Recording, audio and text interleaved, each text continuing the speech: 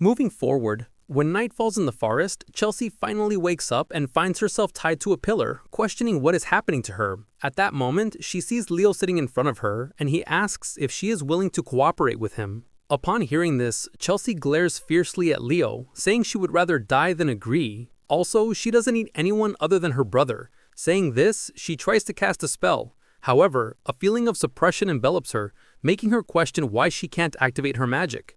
At that, Leo explains it is a skill that restricts magic, while secretly thinking to himself that unfortunately, his magic power is too weak to maintain it for too long. Chelsea then tells him that she can easily get out of this without magic, but Leo wears a sly smile, asking if she thinks he will let her focus on that. Chelsea initially didn't understand what this meant, but soon the burning sensation beneath her makes her scream, and she pleads with him to stop. In the blink of an eye, the flames already climb up her skirt while Leo still continues to tell her to cooperate, which she does immediately. Then, he threatens her to swear an oath in the name of her family to cooperate. So Chelsea promises in the name of the Llewellyn family that she will cooperate. Hearing that, Leo smiles proudly, slowly retracting the vines, thinking that kids are really easy to manipulate.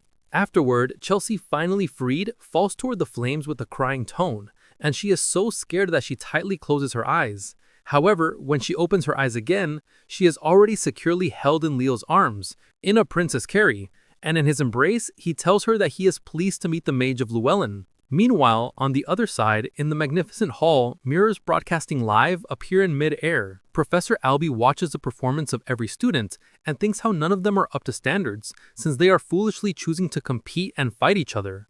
The only ones he thinks are getting straight to the point are Celia Zerdinger and Abad Llewellyn, and he believes that the Republic's future will be bright. However, in the midst of his monitoring, another duo catches his eyes. He believes the boy who is leading the team and fighting the monsters up front is Leo Ploriv. Although his actions by the campfire were quite bizarre, from the moment he forced Chelsea to cooperate, he had already qualified. He doesn't have the strength and splendor of Celia and Abad, but he believes that he is an unexpected dark horse. The scene returns to the monster forest, and at that moment, a wind arrow pierces through a monster, then another flash of sword light passes by, decapitating the monster that was shot. The fighters are none other than Chelsea and Leo, and she has to say that going with a knight makes things pretty comfortable. However, she is very curious about what sword energy Leo is using, since she hasn't detected any mana from it, to which Leo casually reveals that he doesn't know how to use aura. At that, she asks how he did that without aura, so in reply he says a good foundation is important with anything. Then he asks if she knows the foundation for wind magic. While he is asking this, Chelsea spots a monster by using her mana detection and shoots her Windbreaker skill at the enemy with incredible power and accuracy. The monsters hidden in the grass are torn to pieces upon getting hit with her magic attack. After completing the strike, Chelsea places one hand on her hip with a proud expression, telling Leo that it is insolent of him to speak of wind magic in front of Llewellyn. However, Leo shows a look of indifference, saying that the power is decent, but she used it wrong. These words make Chelsea very unconvinced and even a bit angry, but just then, Leo suddenly extends a hand, gesturing for Chelsea to stop. Many troll corpses appear in front of them, but their condition is like mummies, and after Leo touches one, he squints slightly because he probably understands the conditions to pass this exam.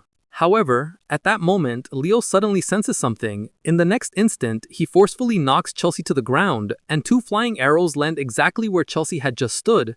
Leo, who dodges the sneak attack, holds Chelsea tightly in his arms while keeping a close eye on the bushes, where several candidates appear. They reveal their objective to take out Chelsea Llewellyn first because they believe the other guy is a nobody. The speaker is revealed to be their leader, Golovin, Leo's good neighbor and classmate. Golovin doesn't care about classmate bonds at all and directly orders everyone to attack together. However, Leo doesn't even use his sword, and with just one punch, he sends the fastest runner flying. After their first member is taken down, Leo's powerful combat ability shocks everyone and makes them cautious. Chelsea kneels on the ground, staring intently at Leo's expression, not knowing why her heart races a bit until Leo speaks, asking her to watch his back. Soon after, she gets back on her feet and summons her wind sickle, while Leo grabs his sword and unleashes his power. The battle quickly comes to an end, and only Griffin abandons his teammates and flees in a panic. Even so, he is still thinking about joining another team to come back and take revenge. His embarrassed figure just happens to fall into Celia's sight, so she decides to go check the direction the other party came from. Then Celia and her temporary teammate Abad see a shocking scene. They witness that only Leo and Chelsea are beside each other, with monsters and classmates sprawled all over the ground. Seeing her brother appear, Chelsea excitedly throws herself into her brother's arms, while Celia's curious, wondering how the two of them ended up together. Leo confidently brushes his hair back, telling her that he suggested they cooperate, but Celia is somewhat skeptical since there's no way that stubborn girl agreed. At that, Leo mentions with a wicked smile that he convinced her, and looking at Leo's meaningful smile, Celia breaks out in cold sweat, asking what he did. Soon, the reminiscing ends, and Leo begins to help the classmates they had defeated. This leaves Chelsea very confused, and she asks why he is helping them. Leo explains that there is no need to kill each other anymore, since they will need to work together to conquer this world. Upon hearing this, Celia and Abad are somewhat puzzled, but Leo reminds them that there are many strange things in this forest, and shifts their attention towards the monster corpses. He explains that those corpses are drained of moisture, and another anomaly is that there are very few monsters in the area. This makes Celia realize that he is right, and that they seem to be afraid of something. Leo then pieces it together, telling them that a high-tier monster must have appeared and scared off the other monsters in the forest. Abad also reacts because he believes that the hero Albi first feat was defeating a high-tier monster. Just as they reach this conclusion, they suddenly feel a strong pressure coming from deep within the jungle. At that moment, they realize an obvious fact, which is that the monster has appeared. The scene shifts to another side, where Golovin is alone in the forest and is emitting light by transferring his magic at the tip of his wand. He is unwilling to accept his failure, and at the very least, he wants to drag Leo down. Then he is startled by a suddenly appearing corpse falling to the ground. Before he can react to what is happening, drops of liquid resembling saliva drip on his magic wand. Then it drips on his head, and at that moment he seems to guess something, so he looks up in disbelief and then sees the unforgettable scene of a huge monster spider. As time passes, more and more people withdraw from the assessment while Professor Albi monitors the remaining students who are still in the exam. The dropped-out students gather in groups of 2 or 3, discussing how many candidates they have eliminated, unaware that by making their choices, they have already been failed by Professor Albi's standard. The assistant advises Professor Albi to lower the requirements. After all, theoretically, each testing area should have 100 people, but now only about 50 people remain on the field. But Albi doesn't care at all about any rules or regulations and is willing to fail them all, and Headmaster Kalizin put him in charge of the test despite knowing this. He then thinks that a real hero can only be found in difficult times. Also, he believes Leo Pluv must have noticed the anomaly in the forest, but remains skeptical if he can beat this world or not. The scene shifts to the monster forest where everyone rushes toward its center, and some students notice that it's getting pitch black. Soon, they come to a stop because Celia reminds everyone to be careful about something that is up ahead and that they should get ready. Afterward, through the red light emitted by Celia's sword tip, they see a gigantic spider not far away, and in its mouth is a half-swallowed human. This scene startles them, and Celia doesn't understand what is happening, whereas Abad realizes the monster must be behind all of it. He then raises his wand, ready to cast a spell by gathering magic power. However, at that moment, Leo suddenly stops him and tells Golovin, who was at the mouth of the monster, to break the crystal and drop out of the exam. Hearing Leo shout, Golovin, who is almost on the verge of getting devoured, finally reacts. He then crushes the bead in his hand, then transforms into a flash of golden light and disappears into the illusion. Seeing that the who should leave have already gone, Abad starts casting his spell, Windfang. Just then, a blade of wind descends from the sky, piercing the spider's body and spouting a large amount of purple blood. However, this level of attack is simply not enough, and its wounds heal instantly. Everyone else looks at the scene in disbelief, but Leo looks as if he already anticipated it. He thinks that, just like he thought, it is the Spider Princess Tardantulia. At this moment, a classmate can't hold back and rushes forward to attack. But soon, Tardantulia attacks and he is thrown back at an even faster speed. Seeing this, Celia grabs her sword and announces to everyone that she will take down this monster in one blow. After saying that, flames gather at the tip of her sword, radiating intense heat, and she calls this move Prominence. Then, Celia swings her blade fiercely, instantly sending a fiery red beam piercing through the spider head.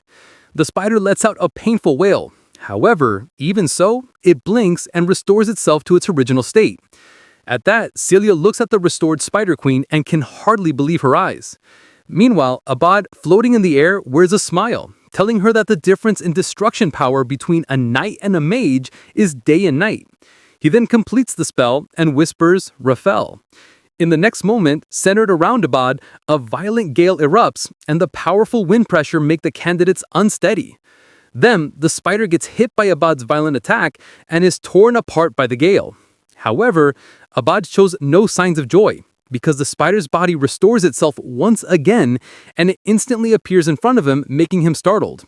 Seeing the spider jumping above Abad's head, his sister Chelsea quickly casts the Windbreaker spell. The howling wind blades sweep out, and Abad narrowly escapes disaster, leaving only a scratch on his arm. Then, Chelsea rushes forward to check if her brother's okay, and Abad thanks her sister. Everyone becomes shocked by the monster's terrifying regeneration ability, and some wonder what kind of monster that is. Afterward, as the monster menacingly looks at them and lets out a terrifying scream, Leo begins to explain that it is the daughter of Silatna, the queen of Tartarus, and it's a monster within Erebus's army that raised the forest.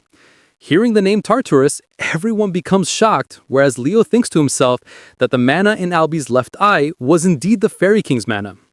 As per what he knows, Tardantulia ruled over the cursed wild forest, and she destroyed the forest of the elves and ate the right hand of the Fairy King who fought against her. But she should have been dealt with by Luna, who sought revenge for her homeland. But it seems the Fairy King's right hand in her belly must have saved her, or, more precisely, the source of infinite life energy of that hand, the Ring of Life. Knowing that Tardantulia is the key to conquering this world, Abad smiles, picks up his staff, and begins to chant the spell, whereas Celia becomes competitive seeing him. Then, the two of them launch a swift attack, targeting the spider simultaneously. The monster takes some damage from that attack, but Leo reminds them that it will just keep regenerating until they run out of mana. The moment he says this, the spider really regenerates, so Celia asks him what he suggests, to which Leo replies that the two of them need to work together. At that, Abad refuses, saying that he will be the top scorer, whereas Celia says that it will be her instead. Leo then reminds them that if they can't beat the hero's world, which is their task, then they will all be disqualified. Hearing that, they both become startled for a moment. Then Abad says even if we work together, it will take time to set up an attack capable of instantly killing it, and asks who's going to hold it off in the meantime. Then, after a brief pause, Leo breaks the silence, confidently saying that he will be the one to do it. Hearing that, Celia warns him, saying that's suicide as he can't use aura. To which Leo responds he can only buy 5 minutes. Abad also feels worried, so he asks what will they do if their attack fails after 5 minutes. Leo, however, flashes a confident smile and picks up a weapon, saying he doesn't think that will happen. He adds that fire and wind have always been partners, so they complement each other well. Upon hearing him say that, Celia and Abad stare at each other for a moment, and in the meantime, the giant spider charges at Leo. While the monster is approaching him, he flashes a faint smile, saying this brings back memories. Then, as the monster is right in front of him, Leo swings his spear in an arc, cutting one of its legs. Celia and Abad are speechless seeing that, whereas Leo continues to strike the spider using his advanced control of the weapon. While he does this, he comments with a smile that it has been a while since he fought the demon of Tartarus. Afterward, in a flashback, a young elf boy is running for his life, but unfortunately he gets himself caught in a spider net. While he is struggling to break free, the Spider Queen Tarantula slowly approaches him. Then, as the boy sees the spider ready to eat him, he requests for someone to help him and closes his eyes, recalling his mom. Just in that moment, someone comes to his rescue, telling the vile creature to back off, and the boy could see a flash of golden light. The person is revealed to be an elf woman who is holding a staff and approaching the monster. She couldn't believe the monster dared to disturb her homeland and devour the right hand of the Covenant bearer. After that, she charged her golden magic in a fury and launched the magical attack at the monster to completely annihilate it. The force of the magic was so strong that vibrations echoed throughout the forest.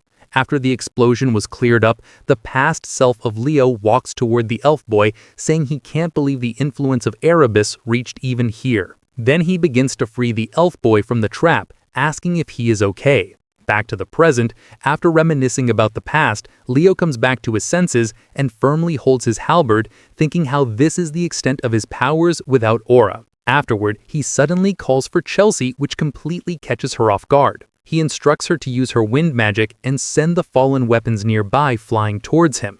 In the meantime, another attack comes from the spider, so she jumps to the side to dodge it. but Chelsea is worried about it because if she does that, he will get hurt trying to catch them. Leo, on the other hand, nonchalantly dodges the spider's attack, telling Chelsea to just send and he will catch them himself. Then, while casting her wind magic, she asked if he has any specific weapon in mind, to which he replies, anything would do. Without wasting any time, Chelsea sends him the weapon using her wind, and by the sound of it, Leo understands that one is a scimitar and the other is a bastard sword.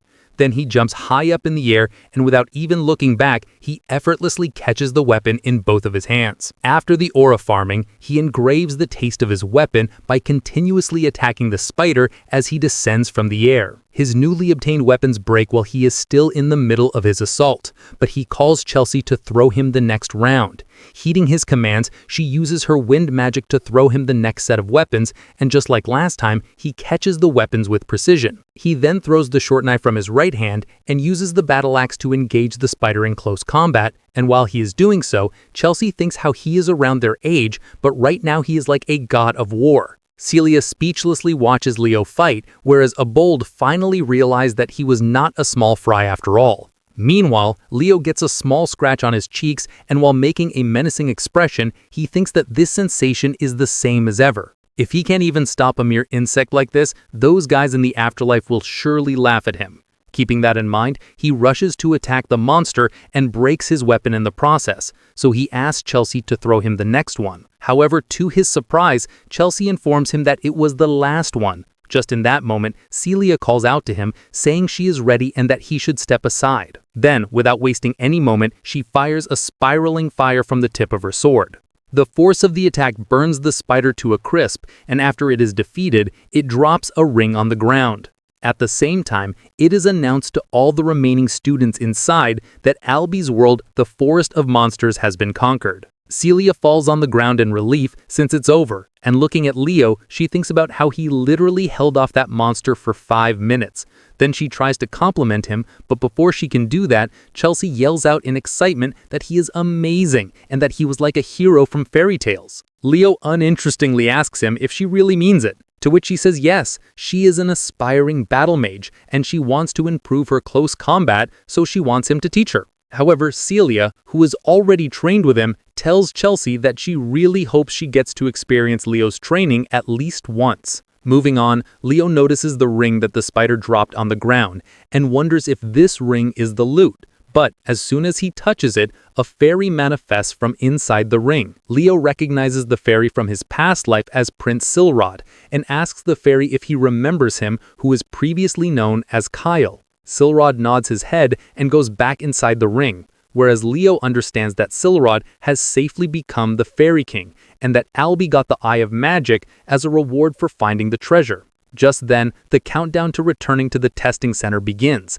and the hero's world starts to crumble apart. While it is happening, someone in a hood appears before Leo and tells Leo that the reward for clearing this stage is the Fairy King's pact. Meanwhile, Leo stares at the hooded individual in shock, wondering who that is. On the other side, atop a tall building in the city, an old man reads a report and learns that the Western region's exams are over. That man is named Kalian Badan, the Sword Saint and the headmaster of Lumaran Academy. His assistant seemed distressed about how quickly the exam concluded, since other regions are still in full swing, and asked the headmaster about how many students Professor Albie passed this year. In response, he says 40 students, and for Professor Albie it's quite a number, but his assistant still seemed bothered. Kalian tells his assistant not to be too distressed, and laughingly adds that he only expected about 10 people. Afterward, the assistant asks about the top score and if it is Celia or Abold, to which the headmaster replies that it was impossible to determine a clear winner.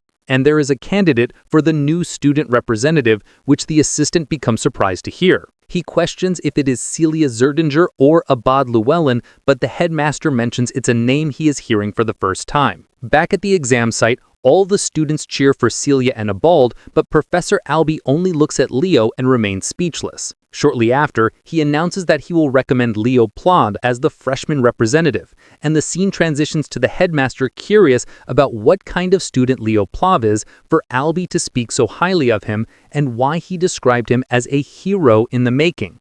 After the conclusion of the exam, Leo gets back to his household and takes a refreshing bath. As he sits in the bathtub, He says there is a certain satisfaction in slowly recovering from such pain.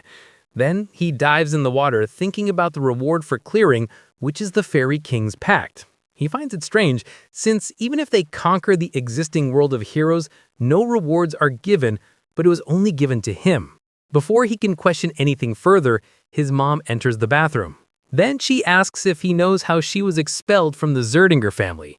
She answers that it's because she lost the flame of Zerdinger while trying to save a former comrade. However, she never once regretted that decision. She then tells him to use his talent and strength righteously and congratulates him on being accepted to the Lumeran Academy. The next day, at the portal station, someone comes out and at the same time it is announced that they have arrived at Lumeria City and they're to check all personal belongings and disembark at the gate. The person who came out of the tunnel turns out to be Leo, and he stares at the breathtaking sight of Lumeria City, which is known to be the center of the world. He also looks at a grand structure and believes it to be the Lumeran Academy. Just then, someone approaches him asking how he's been for the past month. It is Leo's uncle, and he congratulates him on passing the Lumeran entrance exam, to which Leo thanks him, asking what brings him here. His uncle replies that there have been constant family meetings for the past month, and Leo must also know why. Leo then asks if a verdict has been reached on the succession of the Phoenix Breath. In response, his uncle says yes, adding that though his mother left the family, he is still his sister's son. He also says that the elders highly valued the fact that he passed the notorious Western test and hands him the key to the subspace. Leo then looks at the key for a bit, and his uncle tells him to open it. Following his instruction, Leo turns the key in midair, and just in that moment, a glowing book appears before him. The pages of the book start to turn automatically, but when Leo peeks at the pages, he sees that they're empty. His uncle then instructs him to drop his blood, so Leo bites his finger and drops some blood. After dropping his blood, a bright light surrounds the book, and letters appear, so his uncle tells him that from now on, only he can read that book. Then he mentions that the process of mastering the secret techniques of the Zerdinger family won't be easy, but he has a feeling he will grasp it quickly. Lastly, he congratulates Leo on becoming a member of the Zerdinger family. Later that day, he waits outside a shop in Lumeria City, since this is the place he promised to meet with Celia. Just then, a girl holding a ton of books crashes into him and falls on the ground. The girl flinches upon seeing Leo and hurriedly takes all the books, apologizing that she wasn't looking ahead. As the girl zooms out of the way, Leo notices something on the ground. He finds the girl's ID card and learns that she is Chloe Muller, a new student at Lumeran Academy. After that, he enters a building, and as soon as he gets inside, Celia asks why he is so late. Holding loads of shopping bags, she says that with the uniform and the major textbooks, there are tons of things to buy. In reply, Leo apologizes to her saying he had to meet Uncle Jis, while Celia excitedly asks how it turned out. Leo summons a small flame in the palm of his hand and a pair of phoenix wings, asking if this is what it feels like. Celia drops all the bags in disbelief and looks at Leo, thinking that it took her 3 weeks just to get started. She then falls on her butt and makes a shocking expression, wondering who Leo actually is. Afterward, the scene shifts to a massive ship where all the students are getting ready to get on board. As all the students comment on how big this ship is, someone steps forward. He then greets all the freshmen saying he is Professor Ain Elendu of Lumeran, who teaches the first-year knighthood class. He adds that from now on, they will move to Lumeran, so everyone should get on board. Then the ship sails, and all the students and their teacher enjoy a banquet prepared for them. Meanwhile, Leo walks around with Celia and cautiously looks at his surroundings.